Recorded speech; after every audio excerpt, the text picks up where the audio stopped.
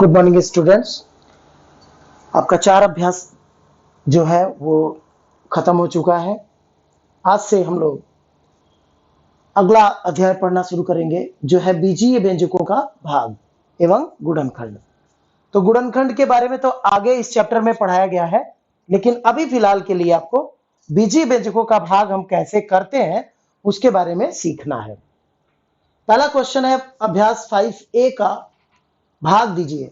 आपको इससे पहले बता दूं बीजीय व्यंजक क्या होते हैं, आपने पहले से भी पढ़ा हुआ है कि जो भी चर और अचर का मदद लेकर एक उनका ग्रुप बनाकर एक संख्याएं लिखी जाती हैं उनको हम बीजीय व्यंजक कहते हैं। और जैसे मान लीजिए ये चर है और ये अचर है, इनको मिलाकर एक संख्या बनी तो इसको हम बीजीय व्यंजक कहेंगे। अच्छा, तो इसके बारे में आपने 6 और 7th में अच्छी तरह से पढ़ा हुआ है। आज आप लोग को पढ़ना है कि कैसे दो बीजीय व्यंजकों का भाग देते हैं। तो सबसे पहले एक बात दिमाग में रखिए कि अगर यहां पर जिस संख्या से भाग देना है, अगर वह संख्या एक पदी है, कितने पदों वाली है? एक पदों वाली है। जैसे यहां पर एक पदी से भाग देना है, यहां जो भी हो उससे मतलब नहीं है, लेकिन अगर यहां एक पदी है, यहां भी देखिए एक पदी है। मैं क्वेश्चन पहले से लिख दिया हूं ताकि आपको समझने में दिक्कत ना हो। जैसे ये पहला क्वेश्चन है उसी तरह दूसरा क्वेश्चन है, तो अगर मैं एक बता दूंगा तो दूसरे को अपने मन से आपको लगाना होगा। तो जैसे मान लीजिए कि हमें एक पदी संख्या से, एक पदी व्यंजक से किसी व्यंजक में भाग देना है, तो कैसे करेंगे? तो सबसे पहले आपको बता दे रहा हूं, आप लोग क्या करिएगा, इसको ऐसे लिखिएगा 8x पे घाते 2yz। इसमें हमें भाग देना है तो इसको ऊपर लिखिएगा और जिस संख्या से भाग देनी होती है उसे नीचे रख दीजिएगा, यानी 2xy जो है वो नीचे भर देना। चूंकि इसमें भी एक ही पद है और इसमें भी एक ही पद है, आराम से इसको आप गुणनखंड कर दीजिए। तो जैसे इसको लिख सकते हैं, इसको आप लिख सकते हैं कि 8 गुणे x गुणे x गुणे y गुणे z।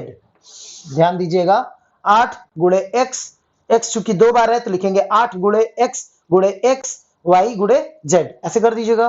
और नीचे वाले को लिखिएगा 2 गुणे x गुणे y।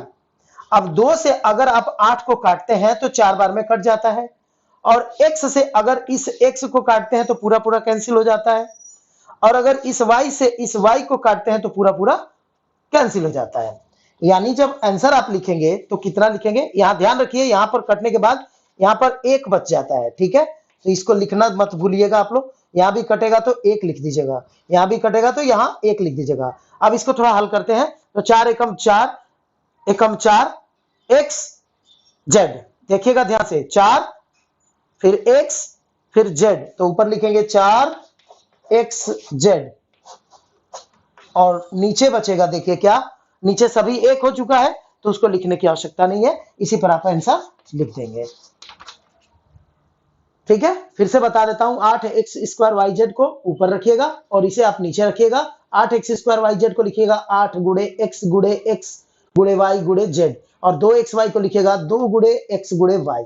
2 से 8 को काटिएगा 4 बार में, x से x कैंसिल हो जाएगा और उसी तरह y से y कैंसिल हो जाएगा, यानी बचेगा क्या, ऊपर बचेगा 4xz, तो लिखिएगा 4xz। नीचे अभी कुछ बचा हुआ नहीं है, सब कुछ खत्म हो चुका है। तो इसी तरह से अगर आप चाहेंगे तो ख वाला क्वेश्चन लगा लेंगे, बिल्कुल सेम क्वेश्चन है, इसी तरह लगाना है। तो मैं ख वाला मिटा रहा हूं, खाली समझाने के लिए छोड़ा था कि मतलब उसको देख के आप चाहें तो लगा सकते हैं। अगर मान लीजिए इसमें 2 पद आ जाए, देखिए यहां एक पद था लेकिन यहां पे 2 पद आ गया, तो इसको या तो मैं भाग दूं या फिर गुणनखंड करूं। इसको कैसे आप आराम से लगा सकते हैं उसको समझिए। a पे घाते 2 ऋण b पे घाते 2, इसको ऊपर रखेंगे और नीचे रखेंगे a प्लस b।